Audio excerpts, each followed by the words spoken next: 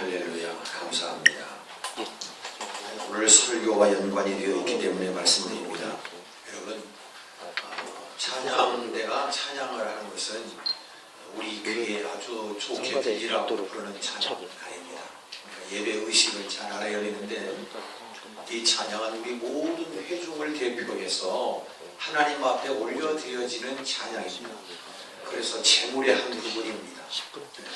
하나님 앞에 드려지는 한 부분의 제물이라는 거예요.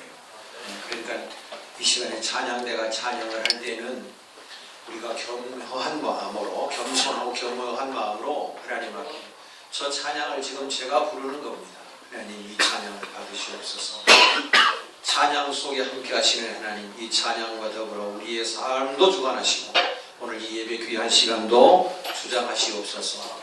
그런 마음으로 우리가 함께 찬양대와 더불어 한 마음이 되어서 하나님 앞에 향기로운 향불처럼 올라가는 그런 제물이 되어야 한다, 그 말입니다. 누가 잘하고 못하는가, 박자가 맞지 않는가, 음정이 불안한가, 여러분 심사위원이 아니다, 그 말이죠. 이해가 되시나요? 옆 사람하고 인사하시겠습니다. 오직 예수님. 앞뒤로 인사합니다. 오직 예수님. 우리는 예수님밖에 없어요. 아멘. 시대가 그래서 그런지 모릅니다만 요즘 사람들의 모습을 보면 타락의 늪에 빠진 사람이 많은 것 같고요. 또 왠지 모르게 마음에 깊이 병이 든 사람이 의외로 많다는 것 우리가 너무 잘 압니다. 또 나쁜 습관이 그 사람을 장악하여서 나쁜 습관의 종이 되어버린 사람. 또 어떤 사람은 누가 뭐라 그래도 아무리 충고하고 권면해도 그 말을 더 이상 듣지 않아서 그 자리에서 일어날 수 없는 사람. 이런 사람들을 보고 우리는 소위 망가진 사람, 망가진 인생, 망가졌다, 그렇게 우리는 이야기를 하지요. 여러분, 요즘 시대가 너무 잘 살고 부유해져서 그런지 모릅니다만 왠지 여러분 이렇게 길가에 내어놓은 소위 말해서 망가진 물건들을 우리가 좀 보지 않습니까? 옛날에는 그렇게도 귀하게 여겼던 벽시계들이 요즘은 조금만 고장나면 다 내어놓습니다. 이유인즉슨 고치는 값이나 사는 값이나 비슷하다 그러니까 그냥 그거 뭐 고쳐서 쓰겠는가, 불편하니까 그렇게 내어놓기도 하고 말이죠. 시계를 보면서, 망가진 시계를 보면서 우리는 그런 생각하지요. 저 시계가 째깍째깍 소리를 내면서 가야 되는데 저렇게 망쳐져서 고장이 나서 쓸모없게 되어서 버리는구나, 그런 생각합니다. 여러분, 시계는 마땅히 째깍째깍 소리를 내면서 시간을 알려주는 것이 시계의 목적 아니겠습니까? 그런데 그 시계에 대한 내용을 알지 못하고 고장난 부위를 정확하게 알지 못하면 그저 고장이 나서 버렸는가 보다, 그렇게 생각하고 그냥 지나칠 수밖에 없지요. 그런데 그 고장난 시계도 한 사람의 손에 의해서 째깍째깍 소리를 내고 갈 수도 있다는 사실입니다. 그것은 바로 시계를 만든 사람입니다. 우리가 생각할 때는 고칠 수 없고 완전히 망가져서 버려야만 될 수밖에 없는 것이라 할지라도 시계를 만들고 시계의 전문가가 있다면 그 시계는 금세 고쳐지고 째깍째깍 소리를 내면서 가게 된다는 것을 우리는 금세 알 수 있습니다. 오늘 말씀의 내용이 바로 이런 내용입니다. 예레미야 30장은 우리가 잘 아시는 대로 예레미야라고 하는 이 선지자는 예레미야서 1장에 보면 hil기야의 아들이라 그랬습니다. hil기야는 누구냐면 제사장입니다. 제사장 가문에서 아주 보기 드물게 선지자가 나옵니다. 아시죠 여러분? 선지자는 시대를 초월해서 하나님의 말씀을 선동하는 강력한 하나님의 메시지를 들고 서는 사람, 그 사람이 선지자 아니겠습니까? hil기야 제사장의 아들로 약간 20살에 하나님의 부름을 받고 하나님의 말씀이 그에게 임했고 모든 것을 기록하라고 36장에 보면 그렇게 말씀하십니다. 그래서 예레미야는 적어도 요시야 왕 때부터 시작해서 남쪽 유다가 멸망을 당하고 바벨론으로 포로로 끌려가는 그 참담하고 참혹한 현장의 한 중심 복판에 서 있는 사람, 바로 그 사람이 예레미야였습니다. 우리는 보통 선지자들 이야기할 때 선지자의 호칭이 있습니다. 예컨대 이사야는 그루터기 선지자, 호세아는 사랑의 선지자, 그런 표현이 있듯이 이 예레미야 선지자를 눈물의 선지자라 그럽니다. 성경을 읽다 보면 예레미야는 참 정이 많은 것 같아요. 정의. 여러분, 정이 많은 사람들이 갖고 있는 대체적으로 공통점이 뭡니까? 상처를 많이 받아요. 정이 많은 사람. 그냥 좀 결단성이 있고 강한 사람은 그냥 자기중심적으로 확확 뱉어버립니다. 상대가 상처를 받든 말든. 너 그러지 않냐고. 그런데 정이 많은 사람은 다 참아요. 다 참아요.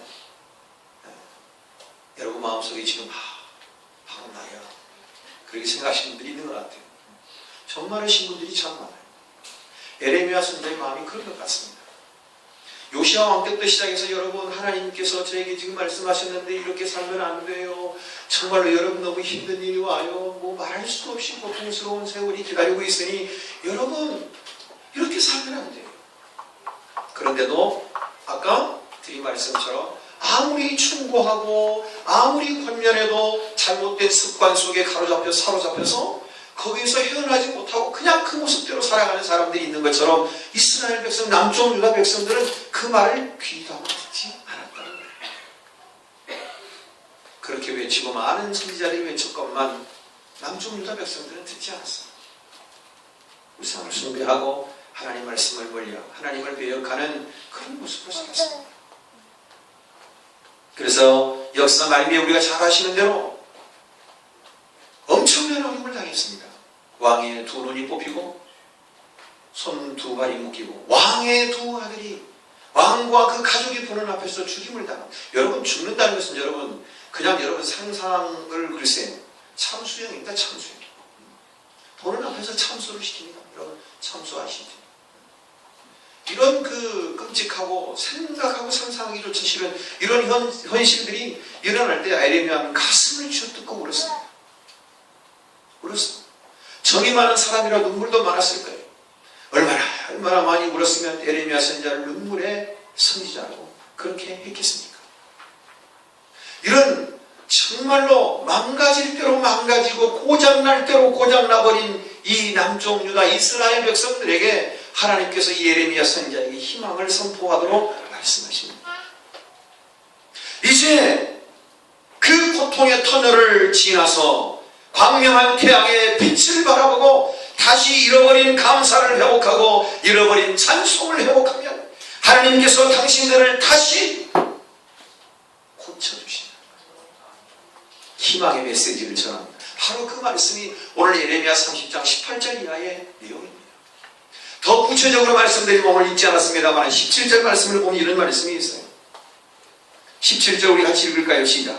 여호와의 말씀이니라 그들이 쫓겨난 자라 하매 시온을 찾는 자가 없은즉 내가 너의 상처로부터 새살이 돋아나게 하여 너를 고쳐주리라. 할렐루야.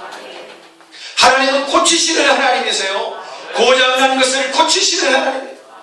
여러분 한 주간 동안 세상 속에 사시면서 얼마나 마음에 상처가 있고 얼마나 마음에 아픔이 있고 여러분 현실에 여러분의 뜻하는 계획과 기도의 제목대로 응답되지 않아서 얼마나 마음 상하고 사셨어요. 그렇다면 오늘 하나님 말씀을 통해서 저와 여러분의 모든 삶이 고침을 받고 회복되어지기를 진심으로 축원합니다. 고쳐주신다. 그냥 고쳐주시는 게 아니고 이전보다 더 강하게 고쳐주신다는 거예요. 그냥 고쳐주시는 것이 아니라 재발하지 않도록 고쳐주신다는 거예요. 이 하나님을 만나시는 시간이 되시기를 주님의 이름으로 축원합니다. 첫째로 오늘 이스라엘 백성들에게 하시는 하나님 말씀, 에레미야 선지자를 통해서 하시는 말씀 첫 번째는 뭡니까? 오늘 19절의 말씀을 봅니다. 19절 말씀에 그들에게서 감사하는 소리가 나오고 즐거워하는 자들의 소리가 나오리라. 내가 그들을 뭐하게 하리니? 번성하게 하리니. 주님은 우리를 돌아오기를 기다리고 계십니다. 예. 고장이 난 그 상태로는 우리가 어찌할 수 없어요. 버려질 수밖에 없어요. 여러분 고장난 시계를 자기가 전문가도 아닌데 붙들고 사는 사람이 어디 있냔 말이에요.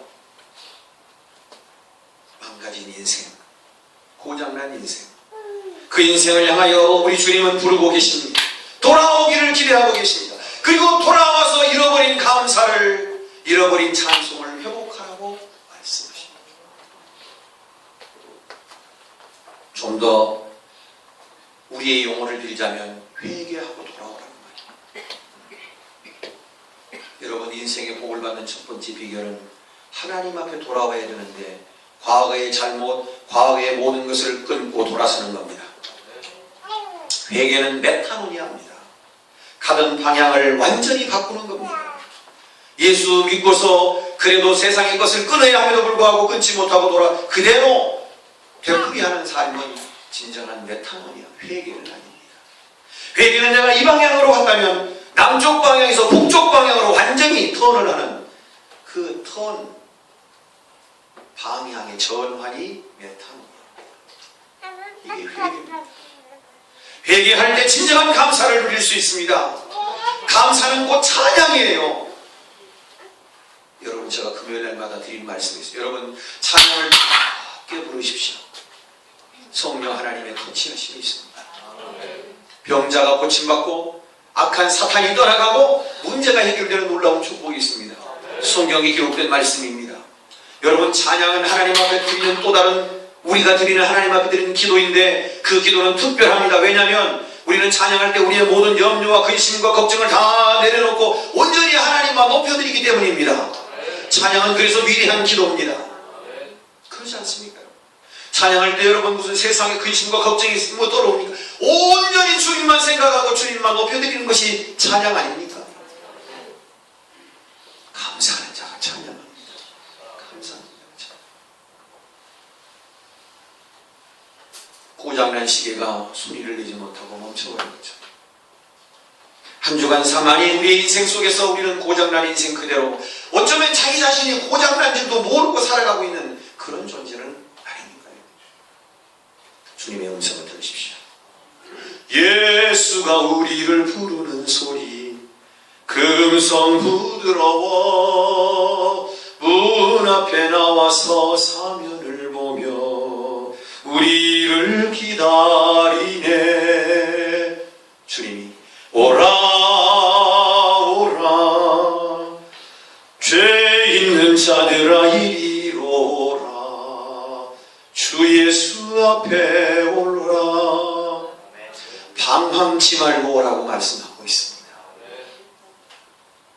예수님 만나면 방황하지 않습니다.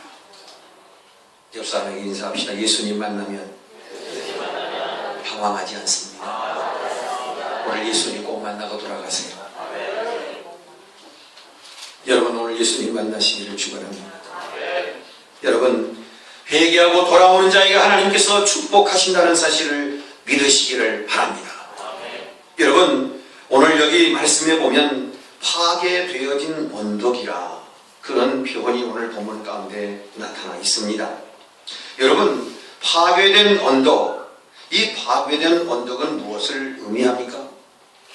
원어적 의미를 보면 완전히 그냥 부서져 가지고 파괴되어져서 다시 사용할 수 없는 언덕, 이름하여 폐허를 말합니다. 폐허. 그곳에 하나님께서 다시 건축을 하시겠다는 겁니다. 그곳에 다시 경작을 하시겠다는 겁니다. 어떻게 할 때? 돌아오면.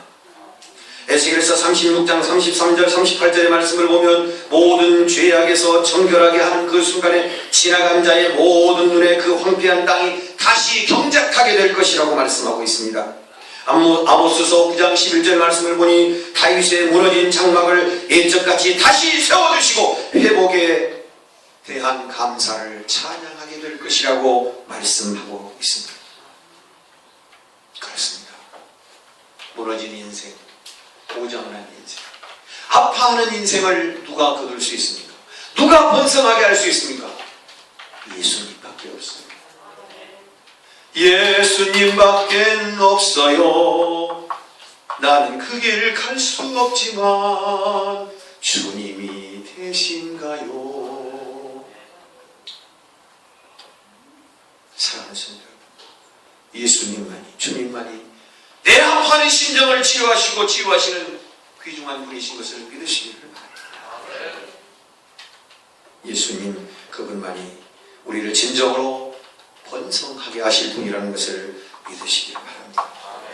물론 기복주의 신앙은 안 됩니다. 그러나 우리가 감사하며 나아갈 때 축복의 통로를 여시는 주님을 보게 된다는 사실입니다. 사랑하는 성도 여러분, 오늘 본문에 있는 저 말씀처럼 오늘 우리가 잃어버린 감사를 회복하고 잃어버린 찬양을 회복할 때 그 사람은 진정으로 하나님 앞에 돌아온 자가 될 것입니다. 하나님 앞에 돌아오고서도 감사할 줄 모르고 찬양할 줄 모른다면 아직도 나는 머뭇거리고 있는 사람입니다. 아픔의 상처가 있고 내 삶에 고장난 부분이 있음에도 불구하고 아직도 방황하고 돌아오지 못했다면 우리는 속히 하나님 품으로, 예수님 품으로 돌아와야 될 줄로 믿습니다. 주님은 우리를 원래대로 회복하실 능력이 있어요. 이전보다 더 건강하게 하실 능력이 있어요. 재발하지 않는 하나님의 놀라운 능력이 있다 그 말이에요. 회복하시는 주님. 부모가 그 살아가는 자식을 생각함 같이 우리 주님은 늘 기다리고 계십니다. 누가복음 15장에 보면 당자가 집을 나갔지요. 아버지는 늘 날이 추우면 추울까, 더우면 더울까, 고통이 오면 고통이 올까, 아프면 아플까, 노심초사 아들이 나간 그 방향을 향하여 아버지는 늘 기다리고 있다고 성경은 우리에게 전하고 있지 않습니까? 예수님 품으로 돌아오십시오. 돌아오면 하나님의 기적을 경험하게 됩니다. 예수님 품에 안기면 주님은 모든 역사를 회복시켜 주십니다. 우리의 약한 것, 우리의 모난 것, 우리의 아픔, 우리의 상처까지도 다 치유하시는 분, 그분이 우리 예수님이라는 것을 믿으십니다. 돌아온 사람이 할 일은 감사하는 일입니다. 오늘 우리가 모든 것을 받아들이고 하나님 앞에 감사하며 살아가야 할 존재임에도 불구하고 감사를 잃어버렸다면 오늘 감사를 회복하십시오. 모든 축복의 통로의 가장 첫 번째는 회개하고 돌아와 감사하며 찬송하는 것을 우리가 잊지 마시기 바랍니다.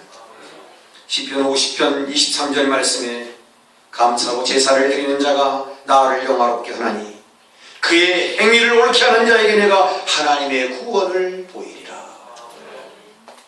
사랑하는 성도 여러분, 오늘 이 예배도 감사로 드려지는 귀한 예배가 되시기를 축원합니다. 감사해야 돼요. 감사.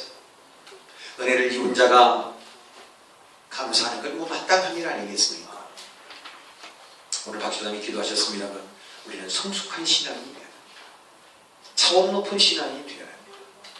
성숙하고 차원 높은 신앙이 될 때 성숙하고 차원 높은 축복이 우리에게 임할 줄로 믿습니다. 이것이 말씀입니다. 그대로 이루어질 줄로 믿습니다. 우리의 삶에 때로는 우리의 삶을 돌아보면 왠지 채찍질 같은 아픔이 우리에게 있을 수 있습니다. 그러나 주님은 돌아와 마음이 고난이여 길이 어둡고, 주님은 우리를 향하여 부르십니다. 돌아오라. 오늘 우리의 마음의 아픔, 우리의 상처를 주님은 아십니다. 그리고 그 아픔과 그 상처를 향하여 돌아오라고, 여기 고장난 시계를 고치는 창조주, 만드는 사람이 메이커가 있다고 오늘 우리를 향하여 부르고 계신다는 사실입니다. 19절 말씀 하반절에 보면 그들을 존귀하게 한다고 말씀하고 있습니다. 하반절 내가 그들을 존귀하게 하리니 그들은 비천하여 지지 아니하리라.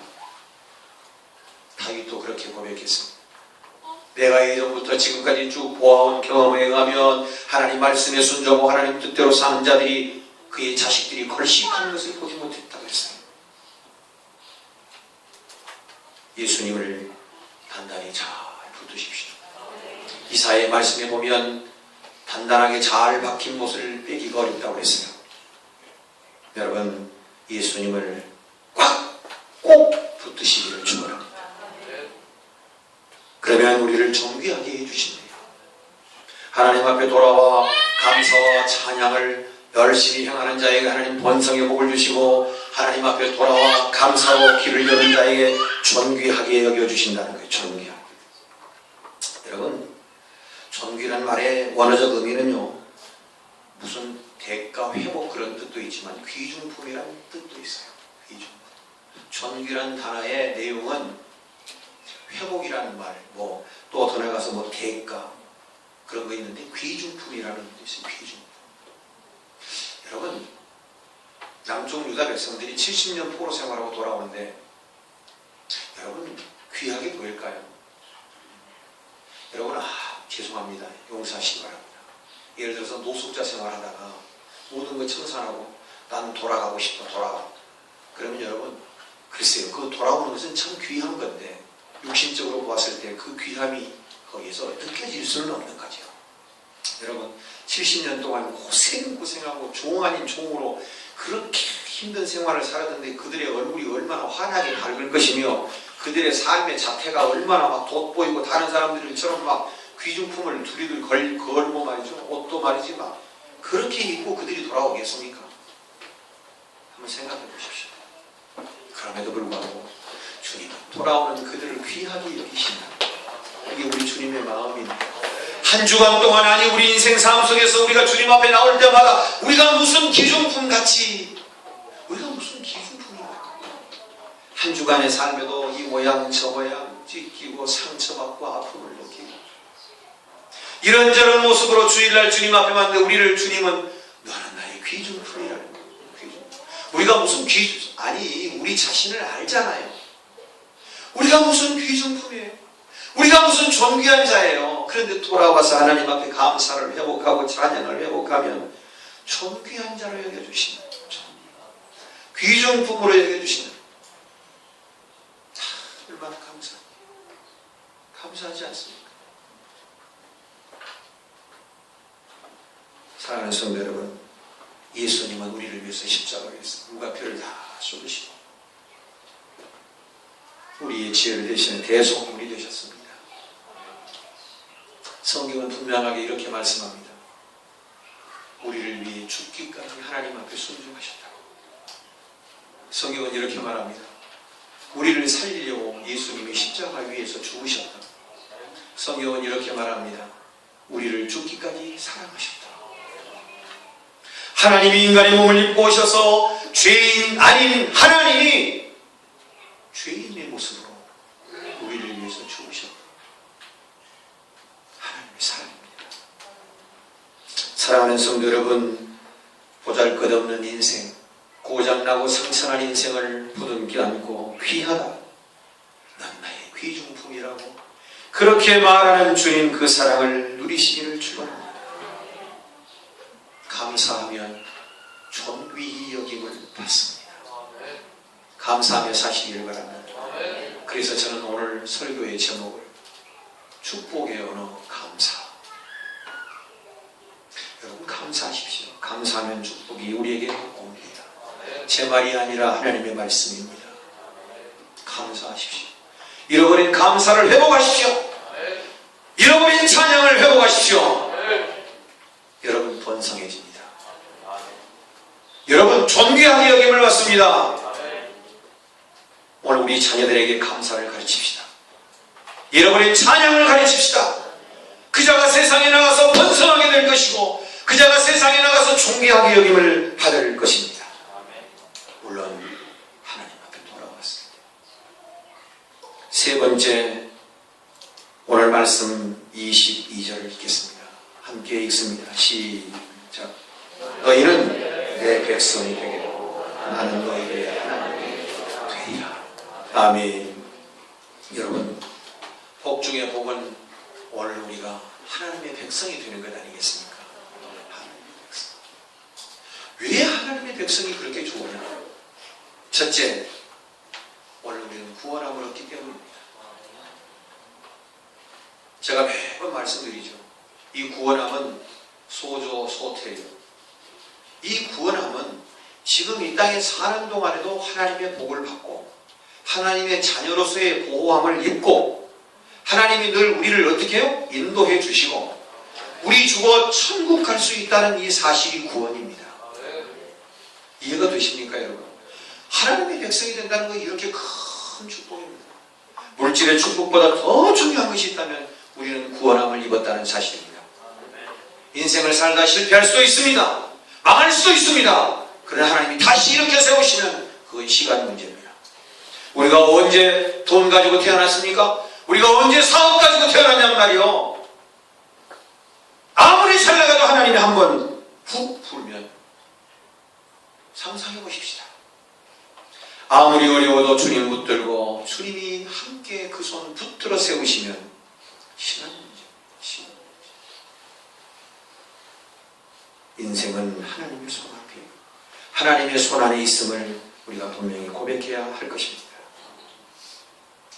사랑하는 성도 여러분, 모든 예언서를 보면 거기에는 반드시 채찍 같은 하나님의 말씀이 있습니다.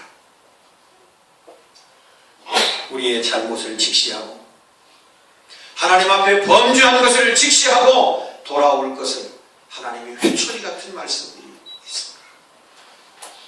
그러나 그것은 그 백성을 죽이고 멸망시키기 위함이 아니라 그 채찍을 통하여 하나님 앞에 다시 돌아오기를 소망하시는 하나님의 뜻이 있음을 우리가 알아야 할 것입니다. 혹 여러분 아픔이 있습니까? 마음의 상처가 있습니까? 여러분 고난의 세월을 보내고 계십니까? 주님 앞에 돌아오셔서 감사를 회복하십시오. 찬양을 회복하시기를 바랍니다. 하나님 우리를 존귀하게 여겨주실 줄로 믿습니다. 하나님의 백성 삼아 주실 줄로 믿습니다. 구약 성경의 대표적인 내용의 말씀은 너는 나의 백성이 되고 나는 너의 하나님이 될 것이다. 출애굽기서부터 시작해서 쭉 계속해서 하나님은 나는 너의 하나님이 되고 너는 나의 백성이 될 것이다. 언약의 관계를 그렇게 강조하십니다. 그렇다면 약속은 서로 상상방간에 지켜질 때 약속이 이루어집니다. 약속이라는 것은 일방적일 수가 없습니다. 하나님과 우리의 관계가 약속의 관계라면 우리는 빛이 하나님 말씀에 순종하고 하나님의 뜻대로 살아야만 그 약속이 이루어지는 것이 약속의 관계 아닙니까? 하나님은 늘 나는 너의 하나님이 되고 너희는 나의 백성이 된다라고 하는 이 언약의 관계를 강조하시면서 그 언약 속에 살기를, 그 약속 안에 살아가기를 기대하십니다. 그러나 우리는 목자의 음성 듣기 싫어서 자꾸 먼 길로, 딴 길로, 험악한 산길로 가서 어려움 속에 처할 때가 한두 번입니다. 하나님이 보시기에는 가시밭길 같은데도 불구하고 우리는 고집을 합니다. 아니라고. 내 경험과 내 상식과 내 이론을 가지고 아니라고 몇 번이고 하나님 앞에 대항하거나, 그러나 하나님은 그 길은 가시밭길, 잘못하면 낭떠러지가 될 수 있다라고 하나님 말씀하십니다. 오늘 우리는 하나님의 말씀에 귀를 기울여야 할 것입니다. 그리고 하나님 앞에 진정으로 돌아와 잃어버린 감사와 잃어버린 찬양을 회복해야 할 것입니다. 그때 하나님은 우리를 번성하게 하시고, 그때 우리를 하나님은 존귀하게 여기시고, 그때 우리를 하나님의 백성으로 삼아주실 줄로 믿습니다. 야곱에게 하신 말씀대로 네가 물 가운데 지날지라도 불이 너를 침몰치 못할 것이고, 네가 불 가운데를 지날지라도 불이 너를 사르지 못할 것이다. 이게 하나님의 백성 아니겠습니까? 왜 말씀을 의심합니까? 말씀을 말씀대로 믿는 자가 복이 있는 줄로 믿습니다. 하나님은 우리를 그렇게 지키시고 인도하신다고 몇 번이고 말씀했습니다. 사드락과 메삭과 아벤노고는 활발 타는 풀무불에 들어갔습니다. 많은 사람들이 지켜보는 가운데 그 불을 주관하기 위해서 가까이 가는 사람들이 다 거슬러 죽었습니다. 불 그 화염 앞에 사라져 죽었단 말이에요. 그러나 그 당장 그 불 속에 들어가 있는 세 사람은 살아났습니다. 다니엘은 그리 아니하실지라도 하나님은 나를 지켜주고 하나님은 나를 분명히 보호하실 것이지만 그렇게 아니하신다 할지라도 나는 하나님을 외면할 수가 없어요. 말씀을 믿고 굶주린 사자 앞에 들어갔더니 하나님께서 그 사자의 입을 전설을 통해서 막으신 줄로 믿습니다. 다리오 왕이 놀랍니다. 너의 하나님이 진짜 하나님이다고, 너를 고자질하고 너를 모략으로 너를 죽이려고 하는 그 자들을 다 잡아들이라고. 너의 하나님은 진짜 하나님. 사랑하는 성도 여러분, 하나님의 백성, 하나님이 인도하십니다. 하나님이 지켜주십니다. 믿으시기를 바랍니다. 오늘 우리를 거룩하다고 말합니다. 거룩하다는 말은 카도시입니다. 성도를 카도시라고 말합니다. 여러분 성도, 여러분 거룩한 자입니다. 거룩한 자는 구별된 자입니다.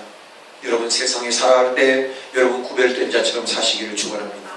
여러분 하나님께서 저와 여러분을 구별되게 세우셨다는 거예요. 세상 사람들과 모든 걸 달라야 돼요. 힘든 일을 만나도 하나님의 뜻이 있어요. 어려운 일을 만나도 하나님이 함께 하십니다. 힘을 내자고, 용기를 갖자고, 기도하자고, 찬송하자고, 감사하자고. 세상 사람과 달라야 되지 않겠습니까? 이것이 하나님이 우리를 향한 너희는 내 백성이 되고 나는 너희 하나님이 되니. 여러분, 오늘 말씀을 듣고 한 주간 세상 살아갈 때 여러분 어떻게 사시겠어요? 오늘 저와 여러분 하나님은 거룩한 백성이라고 말씀하십니다. 구별된 자라 그렇게 말씀하십니다. 오늘 저와 여러분이 우리 가슴에 단단히 약속하고 결심하면서 한 주간 주님 구별된 자로 살겠습니다. 세상 사람과 절망 속에서 있을지라도 다름을 보여주겠습니다. 기뻐할 때도 하나님 앞에 감사하고 어려울 때도 감사하고 찬송. 주님 내 입술에서 감사와 찬양이 떠나지 않게 하옵소서. 우리는 한 해를 보내면서 다음 주에 추수감사주일로 지킵니다. 사랑하는 성도 여러분, 얼핏 생각할 때는 감사할 일이 없을 것처럼 보여서 곰곰이 생각하면 모든 것이 하나님의 은혜입니다. 아니, 지금 내가 내 손으로 밥을 먹는다는 건 감사합니다. 내 손으로 내 발로 걸어다니고 만진다는 건 축복입니다. 제 코로 호흡을 쉰다는 건 축복입니다. 이 시간에도 병실에 누워서